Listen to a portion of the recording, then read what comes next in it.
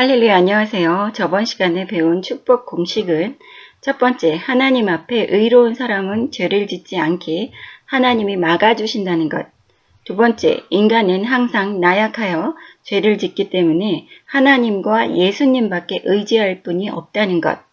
세 번째, 하나님은 하나님의 자녀들에게 힘을 실어주시고 수치도 면하게 하신다는 것. 네 번째, 공과 사를 확실히 구분하여 청렴한 삶을 살아야 된다는 것. 22장 1절. 그 일 후에 하나님이 아브라함을 시험하시려고 그를 부르시되 아브라함아 하시니 그가 이르되 내가 여기 있나이다. 여호와께서 이르시되 네 아들 네 사랑하는 족자 이삭을 데리고 모리아 땅으로 가서 내가 너에게 알려준 한 산 거기서 그를 번제로 드려라.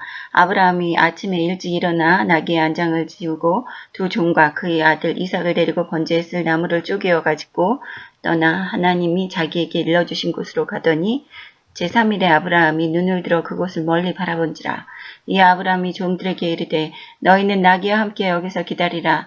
내가 아이와 함께 저기 가서 예배하고 우리가 너희에게로 돌아오리라 하고 아브라함이 이에 번제 나무를 가져다가 그의 아들 이삭에게 지우고 자기는 불과 칼을 손에 들고 두 사람이 동행하더니 이삭이 그의 아버지 아브라함에게 말하여 이르되 내 아버지여 하니 그가 이르되 내 아들아 내가 여기 있노라. 이삭이 이르되 불과 남은 있거니와 번제할 어린 양은 어디 있나이까? 아브라함이 이르되 내 아들아 번제할 어린 양은 하나님이 자기를 위하여 친히 준비하시리라 하고 두 사람이 함께 나가서 하나님이 그에게 일러주신 곳에 이른지라. 이에 아브라함이 그곳에 제단을 쌓고 나무를 버려놓고 그의 아들 이삭을 결백하여 제단 나무 위에 놓고 손을 내밀어 칼을 잡고 그 아들을 잡으려 하니 1절에 하나님께서 아브라함을 시험하신다고 얘기했습니다. 여기에 하나님께서는 우리를 항상 시험하십니다. 우리에게 주어진 시험은 고난이 아닙니다. 우리에게 주어지시는 시험은 우리가 축복을 받기 위하여 치러지는 시험이라고 생각하시면 됩니다. 하나님께로부터 오는 시험과 또 마귀로부터 오는 시험 두 가지가 있습니다. 하지만 마귀가 하는 시험 또한 하나님께 허락을 받지 않고서는 우리에게 함부로 시험할 수가 없습니다. 왜냐하면 우리는 하나님의 자녀이기 때문에 우리의 주인이 있습니다. 우리의 부모가 있기 때문에 우리를 함부로 시험할 수 없습니다. 아이들을 키워보신 부모님들 아십니다. 같이 놀이터에 놀러 나갔을 때 그 아이의 부모가 지켜보고 있을 때 주변에서 함부로 아이한테 대할 수가 없습니다. 그 부모의 허락을 받아야지만 사탕이라도 줄 수 있는 그런 상황을 볼 때에 하나님께서도 마귀에게 허락을 하십니다. 다만 자녀가 다치지 않는 범위에서 자녀가 더 강하게 키워질 수 있는 그 범위에서 허락하신다고 보시면 됩니다. 2절에 네 아들 네가 사랑하는 독자 이삭을 데리고 모리아 땅으로 가서 내가 너에게 알려준 산에서 번제로 드리라고 합니다. 그 산에서 아브라함은 아침 일찍 일어나 나귀의 안장을 지우고 두 종과 아들 이삭을 데리고 나무까지 다 준비해서 하나님께서 알려주신 곳으로 3일이 지나서 도착을 합니다. 6절에 아브라함이 번제 나무를 가져다가 이삭에게 지우고 자기는 불과 칼을 손에 들고 두 사람이 동행하더니 여기에서 보시면 번제 나무를 가져가는 아들 이삭 이랬을 때 예수 그리스도께서 자기가 십자가에 돌아가실 그 십자가를 어깨에 짊어지고 가시는 것을 연상할 수 있습니다. 7절 이삭이 아브라함에게 물어봅니다. 불과 나무는 있거니와 번제할 어린 양은 어디 있습니까? 하고 물어보죠. 아브라함이 이르되 번제할 어린 양은 하나님이 자기를 위하여 친히 준비하실 거다. 이삭은 아버지께서 얘기하신 말을 믿었을 수도 있고 또 안 믿고 아버지의 뜻대로 하기 위해서 순종하는 그런 아들일 수도 있습니다. 예수 그리스도께서 기도하실 때에 피가 땀이 되어서 흘러내릴 정도로 기도를 하시다가 마지막에 내 뜻대로 마옵시고 아버지 뜻대로 하옵소서 하는 거와 마찬가지로 이삭은 그런 마음도 있었을 겁니다. 아브라함은 또 하나님이 친히 준비하실 거다라고 얘기를 하면서도 하나님께서 100세 때 자기와 약속하신 아들을 주셨고 또 이삭을 통해서만 이 세상에 모래알처럼 하늘의 별처럼 후손들을 번창하게 해주시겠다고 하신 그 말씀을 믿기 때문에 아브라함도 담대해질 수 있다고 봅니다. 여러분, 이 세상에서 보여지는 그런 상황에만 급급하시면서 상황을 보시면서 실족하지 마십시오. 하나님께서 주신 말씀에 의지하십시오. 하나님께서 어떤 분이시고 내가 살아오면서 어떠한 말씀을 저에게 주셨는지를 그 말씀을 믿을 때에 아브라함은 분명히 믿었을 것입니다. 하나님께서 자기를 위해서 100세 때 자식도 주셨기 때문에 내가 이삭을 하나님 아버지께 번제로 드렸지만 이삭을 다시 살려내실 수도 있다고 생각했을 겁니다. 9절에 보시면 하나님이 그에게 알려진 곳에 이르러서 결박하여 제단 나무 위에 올려놨습니다. 그래서 손을 내밀어 칼을 잡고 그 아들을 잡으려 합니다. 11절 여호와의 사자가 하늘에서부터 그를 불러 이르되 아브라함아 아브라함아 하시는지라 아브라함이 이르되 내가 여기 있나이다 하매 사자가 이르되 그 아이에게 네 손을 대지 말라 그에게 아무 일도 하지 말라 네가 네 아들 네 독자까지도 내게 아끼지 아니하였으니 내가 이제야 네가 하나님을 경외하는 줄 아노라. 아브라함이 눈을 들어 살펴본즉 한 순양이 뒤에 있는데 뿔이 수풀에 걸려 있는지라 아브라함이 가서 그 순양을 가져다가 아들을 대신하여 번제로 드렸더라. 아브라함이 그 땅 이름을 여호와 이레라 하였으므로 오늘날까지 사람들이 이르기를 여호와의 산에서 준비되리라 하더라. 여호와의 사자가 아브라함을 부릅니다. 또 아브라함의 대답은 내가 여기 있나이다. 언제든지 말씀만 하십시오. 저는 준비되어 있습니다. 하는 자세입니다. 네, 하나님께서 맨 처음에 선택하신 아브라함이 자기 아들도 아끼지 아니하고 하나님께 바치려고 하는 이 모습을 볼 때에 하나님께서 자기 아들도 독생자 예수 그리스도도 아끼지 않으시고 우리를 위해서 신약에서 십자가에 못 박혀 돌아가시게 한 그런 기적적인 사건을 다시 한번 볼 수 있습니다. 또한 느낄 수 있습니다. 아브라함의 마음은 피눈물이 났을 겁니다. 자신이 100세 때 낳은 아들을 하나님께서 바치라고 했을 때에 이렇게 순종하는 아브라함을 너무나 사랑하셨습니다. 13절에 아브라함이 가서 그 순양을 가져다가 아들을 대신하여 번제로 드렸더라. 아브라함은 번제에 쓰일 제물을 하나님께서 준비하시던지 이삭을 죽였다가 하나님께서 다시 살려주시던지 할 거라는 그러한 믿음이 강하게 있었습니다. 14절 아브라함이 그 땅 이름을 여호와 이레라 하였으므로 여기에서 여호와 이레라는 뜻은 여호와께서 준비하시다라는 뜻으로 하나님께서 그 산에서 준비를 해주셨다 그래서 여호와 이레입니다.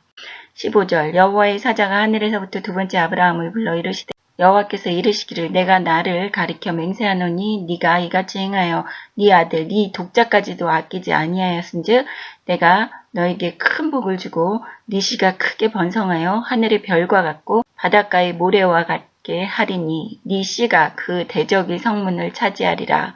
또 네 씨로 말미암아 천하 만민이 복을 받으리니 이는 네가 나의 말을 준행하였음이니라 하셨다. 하니라. 이 아브라함이 그의 종들에게로 돌아가서 함께 떠나 브엘세바에 이르러 거기 거주하였더라. 하나님은 매우 기뻐하셨습니다. 아브라함이 예수가 태어나시기 대략 2000년 전에 하나님 아버지께 자기의 독자 아들도 아끼지 않고 제물로 바치려고 한 그런 모습에 하나님께서 감동하셔서 2000년 뒤에 하나님 아버지의 독생자 예수 그리스도가 십자가에 못 박히는 그래서 우리 모든 이 세상 만민들을 구원하시는 그런 계획을 우리가 여기에서부터 볼 수 있습니다. 아브라함의 씨가 믿음의 조상이기 때문에 지금 현재 세상에서 모든 사람들, 예수 믿는 모든 사람들은 다 아브라함의 후손이라고 보시면 됩니다. 그로 인해서 천하 만민이 복을 받으리니 현재 지금 사는 우리들 또한 아브라함으로 인하여 천하 만민이 복을 받는다고 하는 것에 포함되는 자녀들이라고 보시면 됩니다. 20절 이 일 후에 어떤 사람이 아브라함에게 알려 이르기를 밀가가 당신의 형제 나홀에게 자녀를 낳았다 하였더라. 그의 맏아들은 우수요 우수의 형제는 부스와 아람의 아버지 그무엘과 게셋과 하소와 빌다스와 이들락과 부두엘이라. 이 8사람은 아브라함 형제 나홀의 아내 밀가의 소생이며 부두엘은 리브가를 낳았고 나홀의 첩 루우마라 하는 자도 데바와 가함과 다하스와 마아가를 낳았더라. 23절에 이 리브가는 이삭의 배우자입니다. 23장 1절 사라가 127세를 살았으니 이것이 곧 사라가 누린 햇수라. 사라가 가나안 땅 헤브론 곧 기럇 아르바에서 죽음에 아브라함이 들어가 사라를 위하여 슬퍼하며 애통하다가 그 시신 앞에서 일어나 나가서 헷 족속에게 말하여 이르되 나는 당신들 중에 나그네요 거류하는 자이니 당신들 중에서 내게 매장할 소유지를 주어 내가 나의 죽은 자를 내 앞에서 내어다가 장사하게 하시오. 헷 족속이 아브라함에게 대답하여 이르되 내 주여 들으소서 당신은 우리 가운데 있는 하나님이 세우신 지도자이시니 우리 묘실 중에서 좋은 것을 택하여 당신의 죽은 자를 장사하소서. 우리 중에서 자기 묘실에 당신의 죽은 자 장사함을 금할 자가 없으리이다. 아브라함이 일어나 그 땅 주민 헷 족속을 향하여 몸을 굽히고 그들에게 말하여 이르되 나로 나의 죽은 자를 내 앞에서 내어다가 장사하게 하는 일이 당신들의 뜻일진데 내 말을 듣고 나를 위하여 소알의 아들 에브론에게 구하여 그가 그의 밭 머리에 있는 그의 막벨라 굴을 내게 주도록 하되 충분한 대가를 받고 그 굴을 내게 주어 당신들 중에서 매장할 소유주가 되게 하기를 원하노라 하매 에브론이 헷 족속 중에 앉아있더니 그가 헷 족속 곧 성문에 들어온 모든 자가 듣는 데서 아브라함에게 대답하여 이르되 내 주여 그리 마시고 내 말을 들으소서. 내가 그 밭을 당신에게 드리고 그 속의 굴도 내가 당신에게 드리되 내가 내 동족 앞에서 당신에게 드리오니 당신의 죽은 자를 장사하소서. 아브라함이 이에 그 땅의 백성 앞에서 몸을 굽히고 그 땅의 백성이 듣는 데서 에브론에게 말하여 이르되 당신이 합당히 여기면 정하건대 내 말을 들으시오. 내가 그 밭 값을 당신에게 주리니 당신은 내게서 받으시오.